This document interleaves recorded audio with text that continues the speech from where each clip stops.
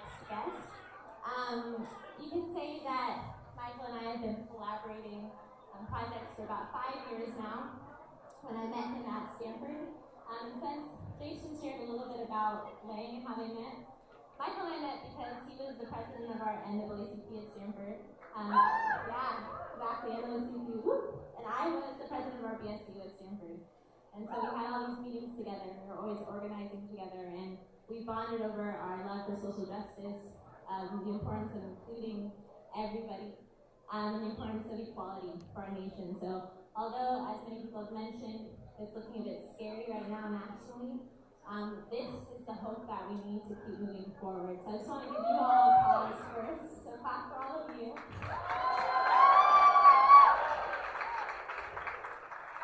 So I'm thankful every day that I am blessed to stand by Michael as he walks in this path that God is leading him on. And it is my honor, without further ado, to introduce you all to your new mayor of Stockton, Mr.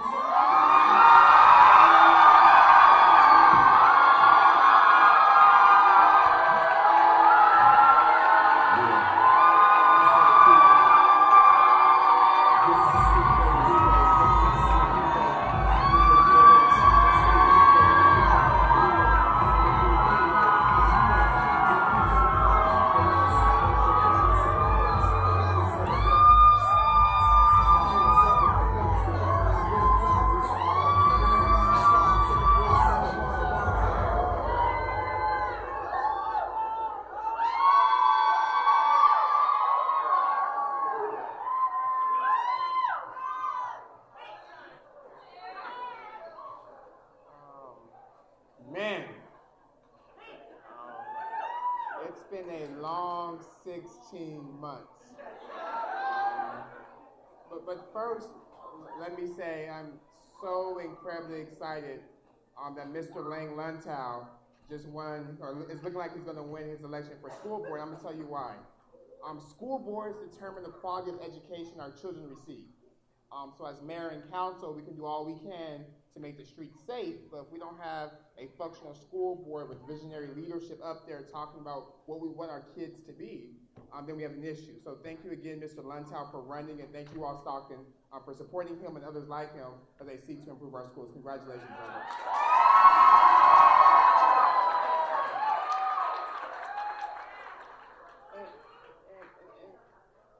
I think oftentimes when we talk about achievements or success or making history, that too much focus is on the individual. So I want to make sure I start any election speech with a bunch of thank yous. So number one, I want to thank all of our 60 interns. If you enter for the council,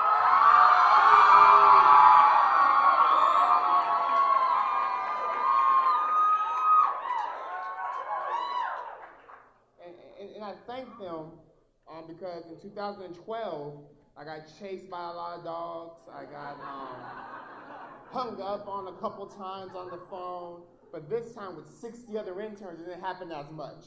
But more importantly, and I told you guys this 2 nights ago, but understand that you guys were a big part of this.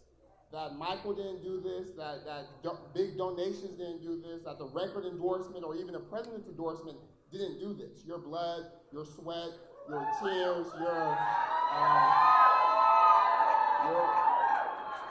your unhealthy obsession with hot Cheetos did this.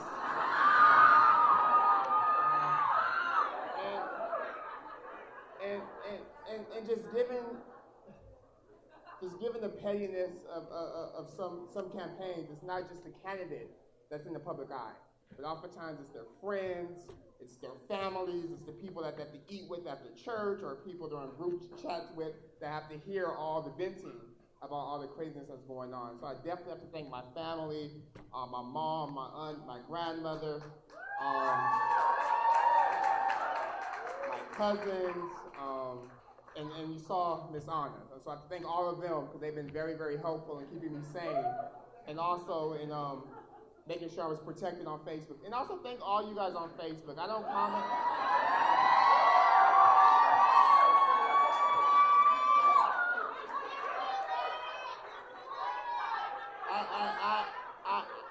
I try not to comment, and I don't have to, because one of y'all are always there with the facts and the shade. So for that is appreciated. I also have to thank my fabulous campaign team. When you think of a campaign, you don't get 70% of the vote out of nowhere. That takes strategy. That takes a plan. So Chris Chafee, our campaign manager in the back.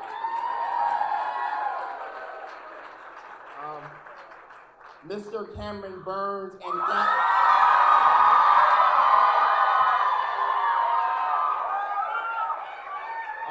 Mr. Cameron Burns and family, because his wife, his stepmom, his dad-in-law, his mom and dad.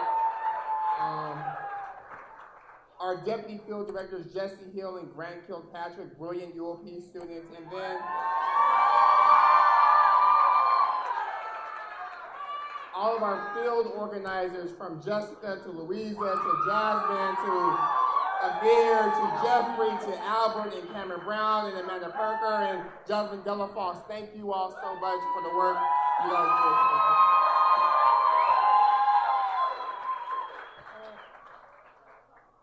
did. And I want to be really brief, but the first thing I want to say is that this victory is yours and ours, right? This victory is yours. If you look at this room is what Stockton looks like. I think oftentimes, if you're not from Stockton, you have one idea of what Stockton looks like. But if you are from Stockton, you also have a different idea. But this room is what Stockton looks like. Look around.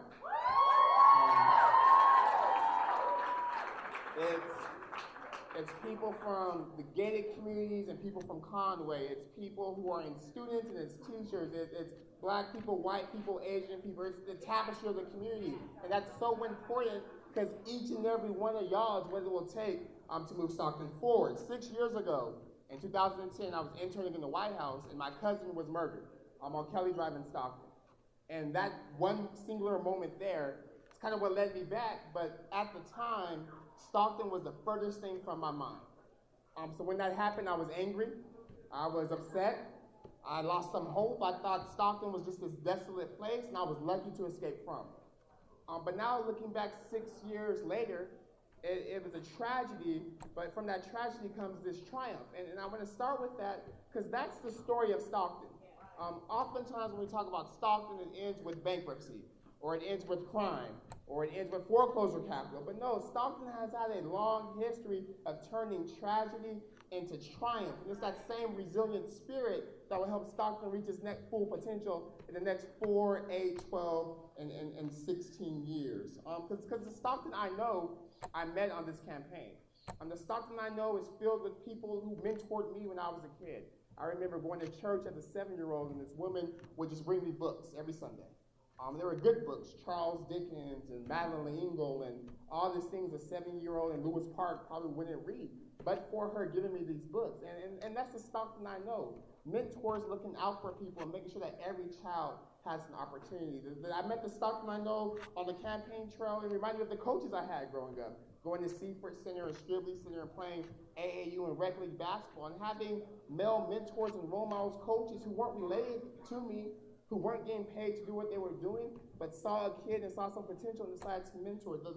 The Stockton I know is epitomized in my mom, my aunt, and my grandmother. Lifetime Stocktonians who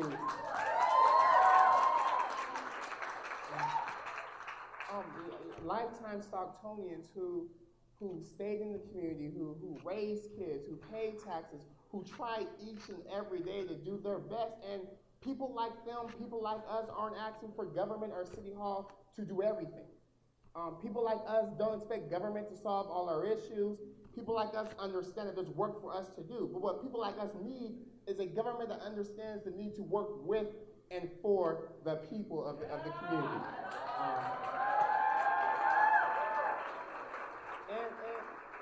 And because I know Stockton, like I've said over the past 16 months, I am more resolute than ever in my opinion that our best days are truly ahead.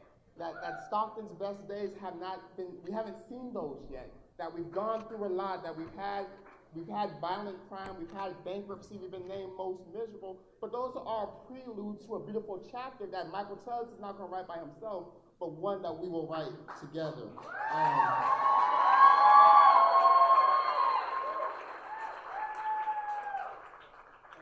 because Stockton is the American city. If you look at, in many respects, the sad return from the presidential election, a lot of people are feeling like folks I've met on the trail in Stockton, people who feel left out, people who feel forgotten, people who feel like the people who are supposed to make decisions don't think about them, right? And so Stockton is really the American city. And we have a great opportunity to show the nation how does a community reinvent itself? Because Stockton's not the only community with a homelessness issue. Stockton's not the only community with a violent crime issue. Stockton's not the only community with a poverty issue. Stockton's not the only community facing any of the issues we're facing. And that suggests to me that Stockton can be a model for how we go about solving them. But family, to solve them, we have to do more than just talk about them. That in the next 4 years, I'm tired of talking about where we've been. I'm more interested in discussing where are we going and then how do we get there. It takes no great insight, no great leadership, no great intelligence to diagnose the issues in the community.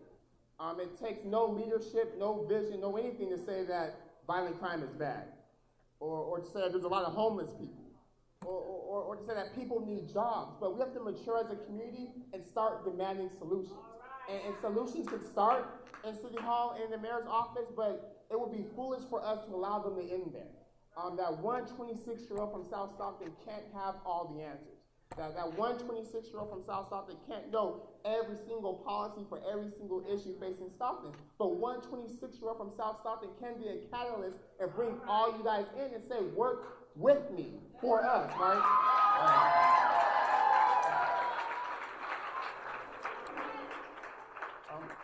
And I know, again, 90% of y'all, and I know most of y'all did not come to hear speeches, y'all came to party. So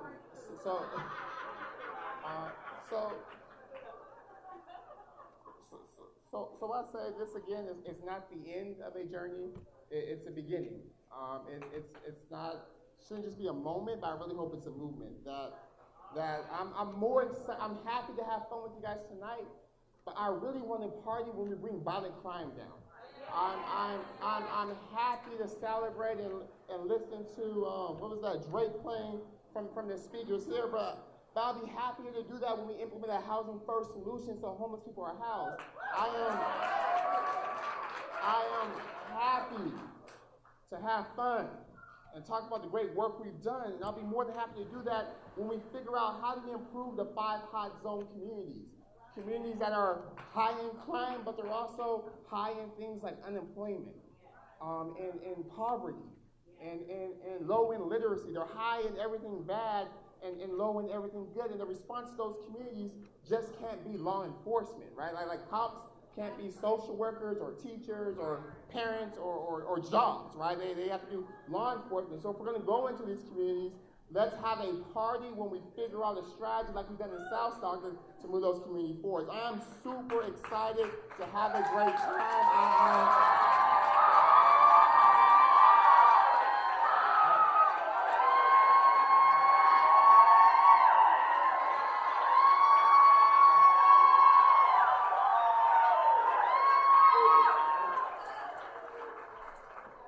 I'm super happy to have a sign and wave it with my name on it, but I would rather do that when we get a company here that employs hundreds of people. I would love to have a good time if we do something like the Oakland Promise and raise enough funds so every child in the Stockton school was promised some sort of scholarship or trade education after. I'm happy to party today. But today is just a pre-party. Because once we do these things, the nation looks and says, is that Stockton? Stockton, California, there's answers to these problems in Stockton. Then we're going to be in Jared and Emily's house every night, having a great time and getting to work. So as I prepare to close, I just want to say, for me, I think this election, at least locally, and kind of the huge disparity and results suggests to me that it's an invitation, right?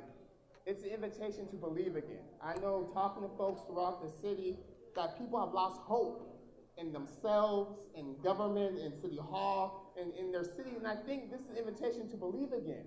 But this invitation is not to believe in me. This is an invitation to believe in the we. I'm going to say that again. This invitation is not just an invitation to believe in me. It's an invitation to believe in the we and what together we collectively can accomplish. So again, God is so good. I'm so thankful. I'm incredibly humbled. I'm looking forward to working with folks like my good friend and mentor, council member Albert Holman, who's been in this community for 40 years, doing work. But I'm interested in working with you. So I'm gonna make a deal with you guys. Listen, this is the deal. I let some of y'all slide with just Facebook posts and likes in the campaign. But if we're really gonna solve these issues, I need y'all to do some work. I let you guys slide with text messages to me and secret emails and messages so people didn't know you supported me, and that's fine. But I'm gonna need you guys to show up at these meetings, right? I've spent hours in your living rooms and I've heard every single idea under the sun trying to solve these issues. But I'm gonna need y'all to come with me and implement your ideas, right? I'm gonna do everything I can. I know the council's gonna do everything we can. I know, looking at your faces in the audience right now, I know you are prepared to do everything you can. So Stockton, I say number 1, thank you. Number 2, great job. And number 3, let's get to work. Thank you.